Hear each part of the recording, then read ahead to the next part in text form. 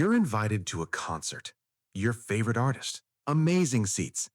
But the moment you picture yourself in that crowd, surrounded by thousands of people, you feel your chest tighten. And you think, what's wrong with me? Nothing. Absolutely nothing. So here's the question. Why do some people actively avoid crowds while others thrive in them? And no, it's not just about being shy or antisocial. There's actual psychology behind why crowds feel overwhelming to certain people. And by the end of this video, you're going to understand exactly what's happening in your brain, why it happens, and what you can actually do about it. And stay until the end because the reason might surprise you. It's not what most people think. First, let's clear something up. Avoiding crowds doesn't make you broken. It doesn't make you socially defective. And it's not the same thing as social anxiety, though they can overlap. What we're talking about is called enochlophobia when it's extreme, but for most people, it's just a strong preference to avoid densely packed spaces. And there are 3 main psychological reasons why this happens. I'm going to walk you through each one, and I'm willing to bet at least one of them is going to make you think, oh, that's me. Reason number 1, sensory overload. Picture this. You're in a crowded mall. There are hundreds of people moving in every direction, conversations overlapping, music playing from different stores, bright lights, strong smells. Your brain is trying to process all of it at once. Here's what's happening. Your brain has something called sensory gating. It's basically a filter that decides what information to pay attention to and what to ignore. Most people's filters work pretty efficiently. They can tune out background noise, focus on what matters. But some people, especially highly sensitive people, have filters that let too much through. So in a crowd, you're not just noticing a few things, you're noticing everything. Every sound, every movement, every smell. And that's exhausting. Your nervous system goes into overdrive, and your body responds the same way it would to a threat. Fight or flight kicks in. You want out. Reason number 2, loss of control. Crowds make you feel trapped. Imagine you're at a stadium. The event ends. Everyone starts leaving at once.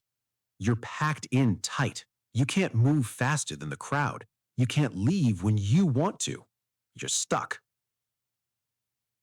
For some people, that feeling of being trapped, of not being able to control when and how you move, triggers intense anxiety.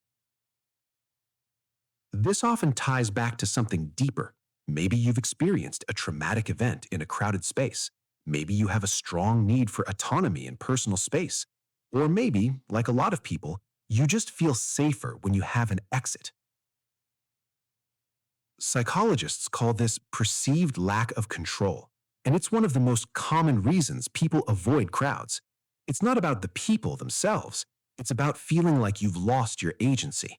You need to know you can leave whenever you want, and in a dense crowd, you can't. And reason number 3, social energy depletion. Your brain is processing too many people. This one's different from sensory overload. This isn't about noise or physical overwhelm. This is about your brain trying to socially process everyone around you. Here's what's wild. Even when you're not actively talking to people in a crowd, your brain is still working. It's reading body language, interpreting facial expressions, assessing potential threats or social cues. Evolutionary psychologists think we're wired to track about 150 stable social relationships. That's called Dunbar's number. But when you're in a crowd of thousands, your brain doesn't know that. It's still trying to process everyone. So even if you're just standing there, your brain is running a background program. Who's that person? Are they a threat? Do I know them? Should I make eye contact? Where are they going? And that constant low-level processing, that drains your social battery fast, which is why even if you don't talk to a single person, you leave a crowded event feeling exhausted. So now you know the three reasons. Sensory overload, your brain can't filter fast enough; loss of control, you feel trapped; and social energy depletion. Your brain is processing everyone. And here's the important part. None of this makes you weird. None of this makes you less capable. Your brain just works differently. And once you understand why, you can start working with it instead of against it. So what can you actually do about this? First, give yourself permission to avoid crowds when you need to. You don't owe anyone an explanation. If a situation is going to drain you or trigger anxiety, it's okay to skip it. Second, when you do have to be in crowds, position yourself near exits. Just knowing you can leave reduces that loss of control feeling. Stand at the edge instead of the center. Give yourself an escape route. Third, use sensory management tools. Noise-canceling headphones, sunglasses to reduce visual stimulation. Even chewing gum can help calm your nervous system. These aren't crutches, they're tools. And finally, reframe how you think about it. Avoiding crowds isn't weakness, it's self-awareness. You know what works for you and you protect your energy accordingly. That's actually pretty powerful.